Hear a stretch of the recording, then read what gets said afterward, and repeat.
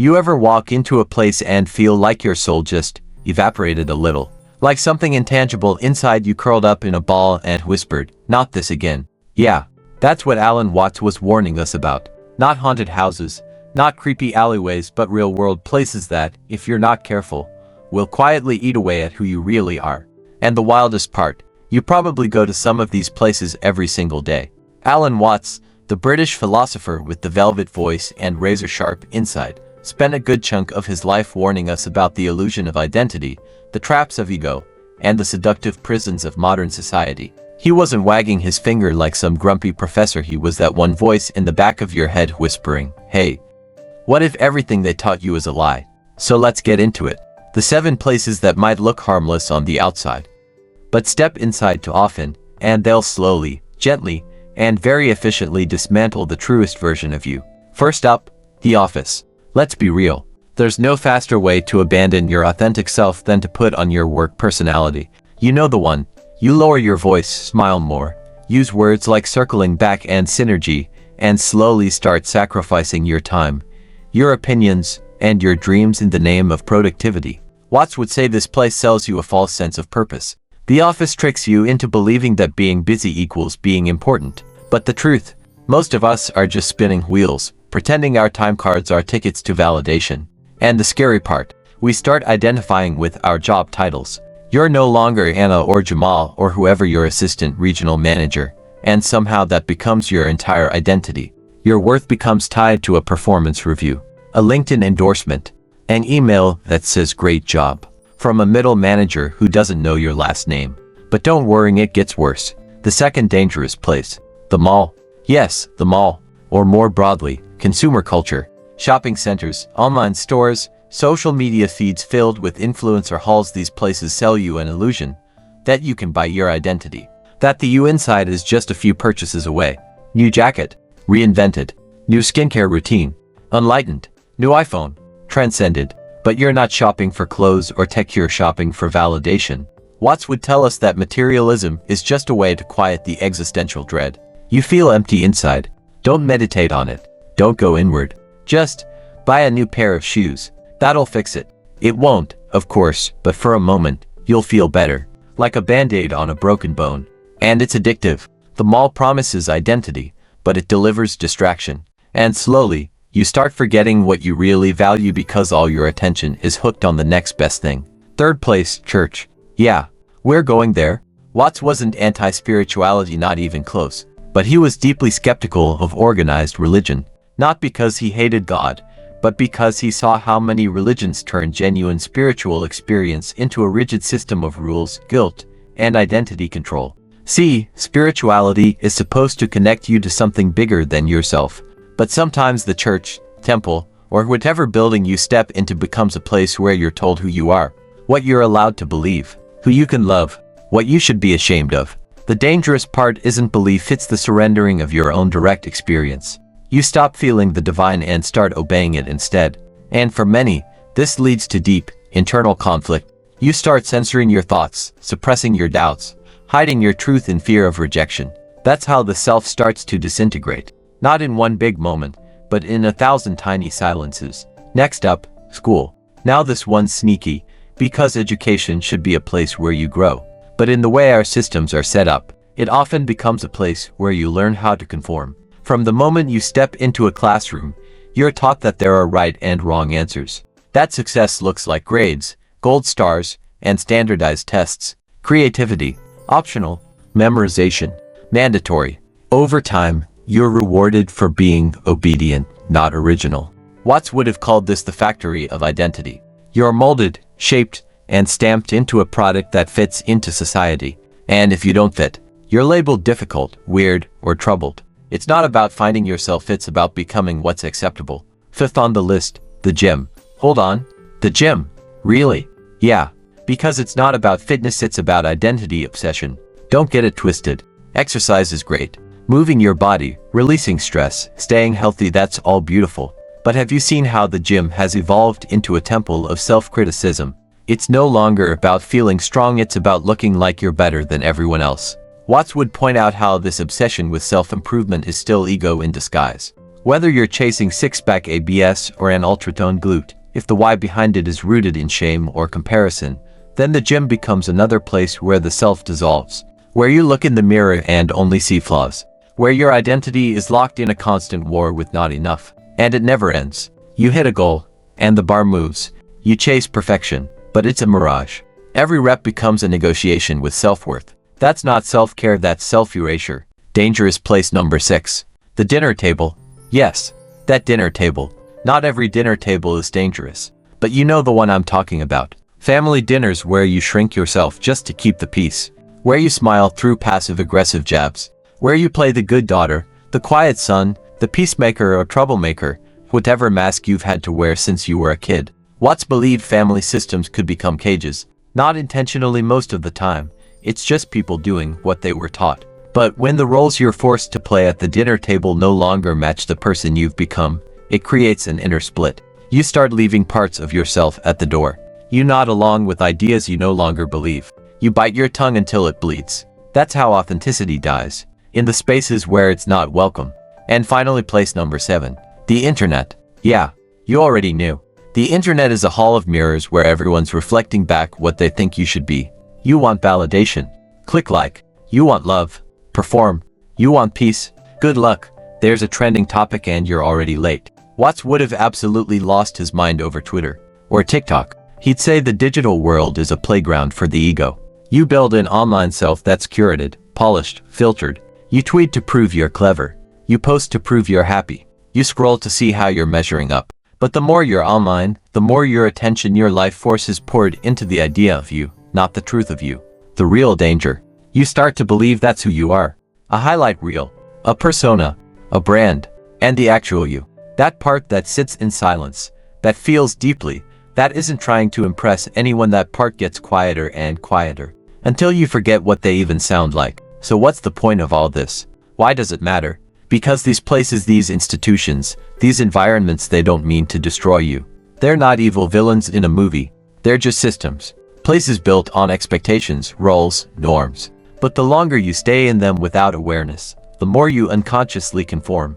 And every time you shrink, hide, or twist yourself to fit in, you're feeding a version of you that isn't real. Watts wasn't trying to scare us. He was trying to wake us up. He believed that the true self isn't something you create, it's something you uncover.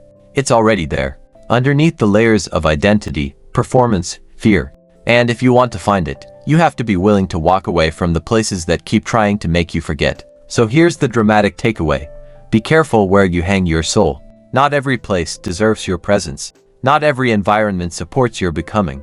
Some places want you small, predictable, profitable, polite, but the real you, the actual you, they're messy, curious, alive, and they weren't built to be boxed in.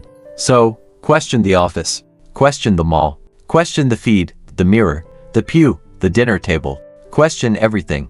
And when you feel that small, quiet whisper inside that says this isn't me, don't ignore it. That's your real self, trying to come home. If this hit a little too close, you're not alone. Drop a comment and tell us, which place are you working on escaping from? And if you're down to explore more hidden traps of modern life, hit that subscribe button. We've got a lot more illusions to break. Until next time, protect your peace, question the scripts, and maybe, just maybe, stop checking your phone every 5 minutes. Your true self is waiting.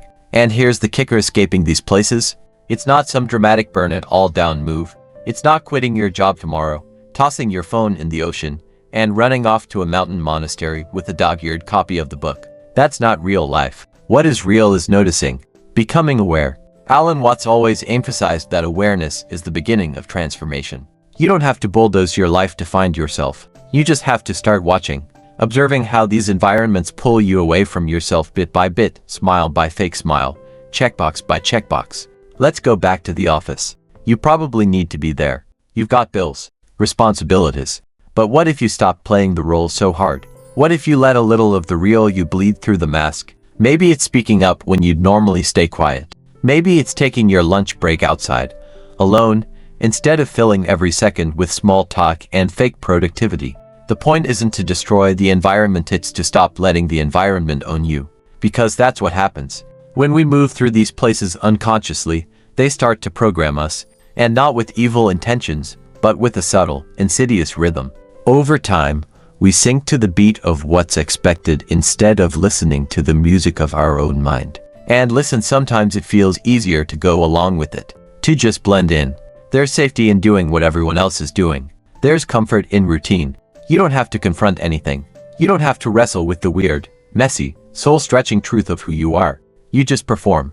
And as long as you perform well, no one will ask any questions. But then one day, you do.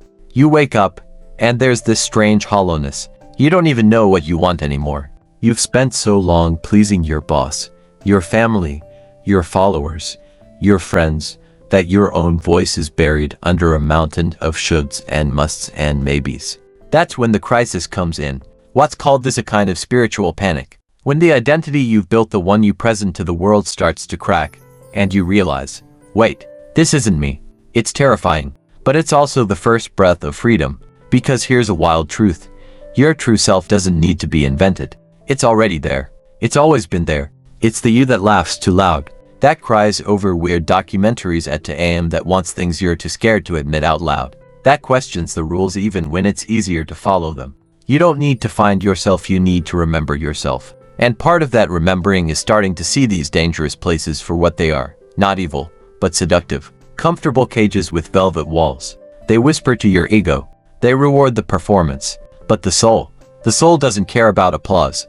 The soul wants truth, alignment, freedom. Let's go back to the mall again, because oh my god, the mall.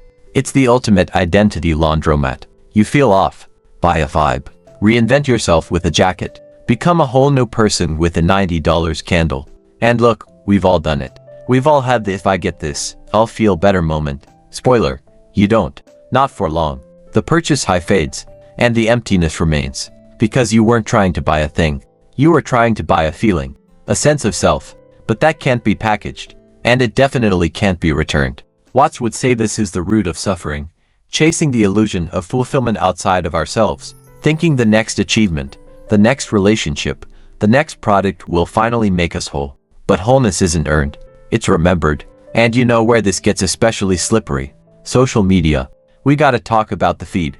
It is the ultimate reality distortion machine. You're constantly being shown better versions of people, cleaner, smarter, prettier, funnier, more productive versions. It's like walking through a museum of curated lives where everyone looks like they're doing it better than you. You feel behind. You feel small. So what do?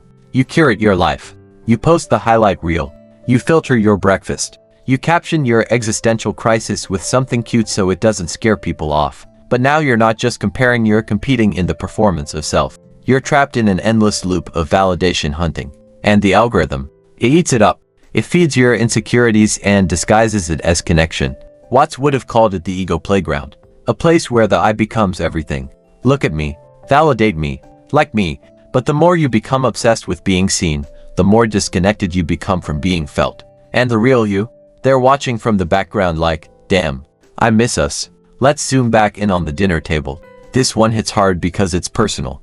It's tied to history, memory, love, guilt. That table might be the first place you ever learned to suppress who you were. Maybe it was the place you realized you were too much, too sensitive, too loud, too quiet, too different. And every time you showed a little of your real self and got shamed or shut down, you built a new layer of armor. That armor kept you safe, but it also kept you hidden. Watts believed that we inherit roles, but we're not bound to them. The role of the good son, the strong daughter, the obedient one, the rebel, they're masks. And sometimes we get so used to wearing them, we forget we're even in costume. But you can take the mask off. You don't have to perform at the dinner table anymore. You don't have to fake laugh at the same stories. You can sit in silence. You can excuse yourself. You can say what you really mean. That's not betrayal, it's liberation. And yeah, it might cause waves. People might not like it. But you weren't born to be liked. You were born to be real. Which brings us back to the gym. Not just the gym, but any place that turns your body into a project. We live in a culture that makes you believe your worth lives in the mirror. And if your reflection doesn't meet some arbitrary, ever-changing standard, you're supposed to hate yourself into changing. But here's the thing, you can't shame your way into wholeness. Watts would say the body is not a machine to be punished. It's a miracle, a cosmic joke, a temporary meat suit full of stardust and weird urges and beautiful imperfections. It deserves your love, not your critique. It's not an accessory. It's an experience. So move it, nourish it, but don't abuse it just to impress people who don't even know your middle name. You are not a before and after photo. You are not a fitness goal. You are a soul in motion. Don't let the gym become your church of self-hatred. So here we are. 7 places, 7 traps. All perfectly normal, socially accepted parts of everyday life. And that's what makes them dangerous. Because you don't see the damage happening in real time.